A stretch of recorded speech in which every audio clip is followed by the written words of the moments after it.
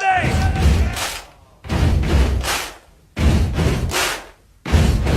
Everybody, welcome to the first edition of Roc Nation, the official UPTV sports show. I'm your host, Jesse Irwin. We've got lots of guys all around the fourth floor of the Union talking sports, both national, we've got Pittsburgh, and of course, we have Pitt sports. Come on, let's go talk to some guys in the Pitt news.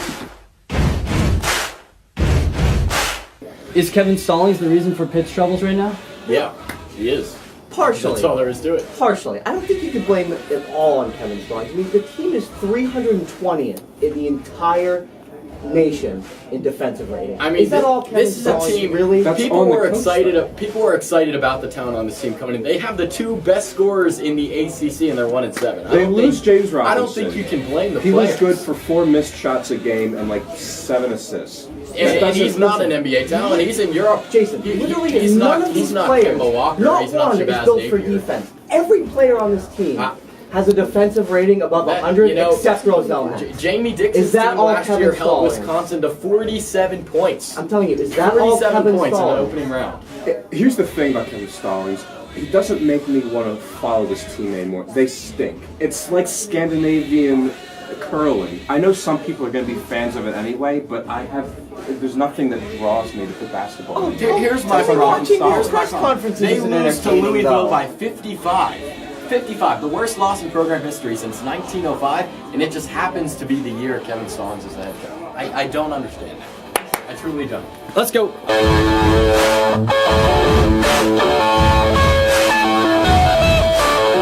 What's going on? How are you? Pittsburgh sports. Steelers don't do as well as they were wanting to this year. Is Big Ben going to retire? I think no. I mean, but they do need to start considering looking for another quarterback. The Giants doing the same thing. Roethlisberger's not going to win a Super Bowl while Brady's there, and I think that might stretch out the end of his tenure considering how long he's going to play. I think there's no chance he's going to retire after this year. He knows he's just trying to fire up the players. He knows all the potential there to come back and be a Super Bowl favorite next season. All the talent on that roster. You say he can't beat Brady while he's there, but I think with the talent the Steelers have, he could easily get back to another Super Bowl before he retires. Absolutely no chance he retires this year. He knows he has so many weapons. Don't forget Martavis Bryant's coming back. One of the most underrated deep threat receivers in the league. Really stretches out the field. Lets Antonio Brown work underneath. And don't forget, they say Bill Belichick can take away your two best options. He takes away Bell and Brown, then he still has to worry about Martavis Bryant. I think the Steelers could beat the Patriots if he's in. Yeah, but Martavis Bryant has to actually play in order for that to happen. Yes, he applied for reinstatement, but we all know Roger Goodell is a guy who's not going to let you come right back after you do something like this. Trust me, as a Pats fan, I know from personal experience, Goodell can crush you when it comes to players that are important. So I think you got to look into the future.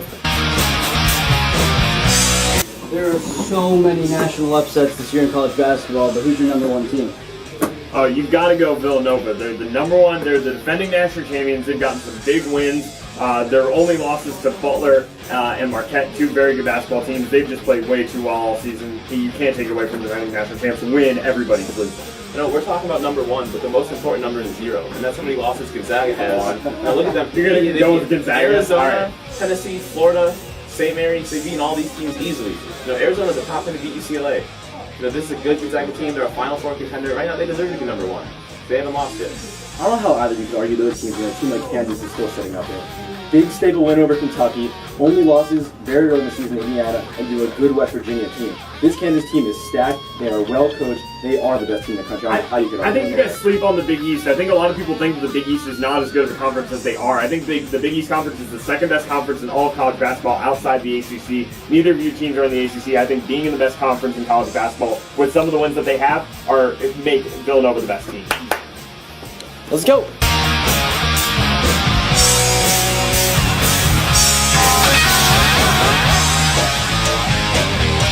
Two guys could get this quarterback job next year. We got Max Brown, Ben DiNucci. Who's your guy? Mine's Max Brown, and it really isn't that much competition to me. Last year, he had a 62% completion rating and a QBR of 111. Here's the thing with Max Brown. USC was 9-0 when he was not the starting quarterback. That team would have been in the playoff if it weren't for him ruining their first 4 games of the season. I'm concerned about Max Brown. Let me tell you why that's the most ridiculous thing I've heard in my life. Max Brown has had 3 years to win the starting job, and he finally did, and he went 1-3. That's wretched. Meanwhile, we have Ben DiNucci, who showed some real promise in the bowl game. Yeah, he threw 2 interceptions, but at least one of them was just like a garbage time desperation pick that you couldn't blame on anybody. We see what happens when teams bring in young guys and let them develop as a QB and really become something. Penn State has that happening right now with Trace McSorley. I see no reason why. I've got concerns about both these guys. I think it's going to be an open competition in the end. I don't think either of them has a job yet. I'm honestly concerned about the quarterback situation.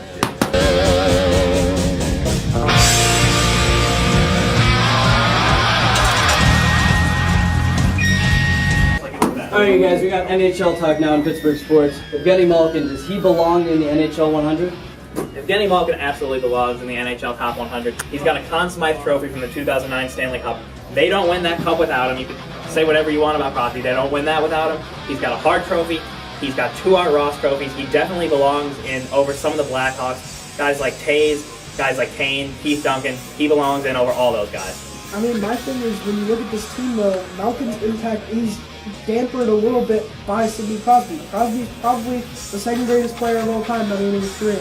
So I think there's a lot to consider when you consider Malkin. I think it's a bold statement about Crosby, but he is, like you said, a great player. But to say the same thing about the Blackhawks, they have 3 guys, Duncan Keith, Jonathan Taves, Patrick Kane, all in there together. So if they're not helping each other out, they're the reason that team is able to win 3 Stanley Cups. Malkin and Crosby are the reasons the Pens were able to win 2 cups. They don't win this cup without them. Yeah, absolutely. And you can't discount what Malkin's done just because there's Crosby, to build on your point. He's there, but Malkin's also contributed just as equally, if not more, in some of those years. Yeah, but I'm not saying that he hasn't contributed, but this is the NHL 100. Like, there are guys on this list that I wish, there are guys that aren't on this list that I wish were there. Zdeno Chara is one of those guys. I think he is a top 10 all-time defender. He's not included in this list. I think when you talk about the NHL 100, you have to talk about the best of the best of the best. And Malkin's one of those guys that's on the edge. A lot of guys think he should be there. A lot of people don't. But when you break it down, there's not a guarantee. It's not one of those guys you have to say has to be there. Lastly, we got to talk Super Bowl, right? Guys, I got a serious question for you. All right. Falcons, Patriots, 1 game. Who's going to win it? The Atlanta Falcons. You look at that defense, you have Deion Jones, Vic Beasley. The key to beating the Patriots is to pressure Tom Brady. They have the players to do it. The other teams, Pittsburgh didn't really do it. The Falcons are going to do it and win this game. Absolutely. I don't know how you guys bet against Tom Brady or Bill Belichick in this one. Bill Belichick has proved himself. Because they cheat! No.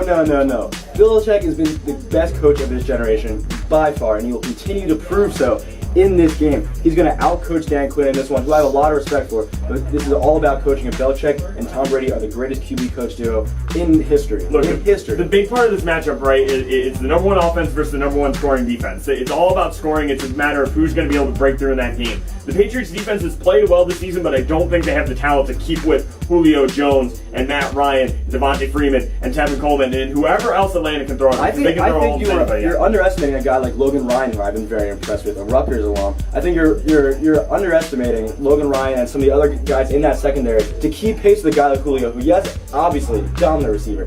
But this Patriots defense is much better than giving it credit for. Yeah, okay, they're not like bad, but they don't have that corner that can shut down Julio. That being said, I don't know if anybody can shut down Julio, but I would say if you look at the names of Eric Rowe and Logan Ryan and some of those guys, they don't stand a chance against Matt Ryan, who's going to be the MVP. If you want to talk about mismatches, just think about the running game on that New England offense. Deion Lewis, a bit along by the way.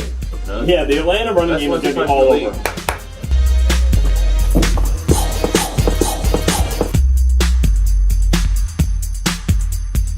That's all we got for this week's edition of Roc Nation. For all the guys and myself, UPTV, Pro Spoats, Pit Spoats, Yo Spoats. Catch you next week.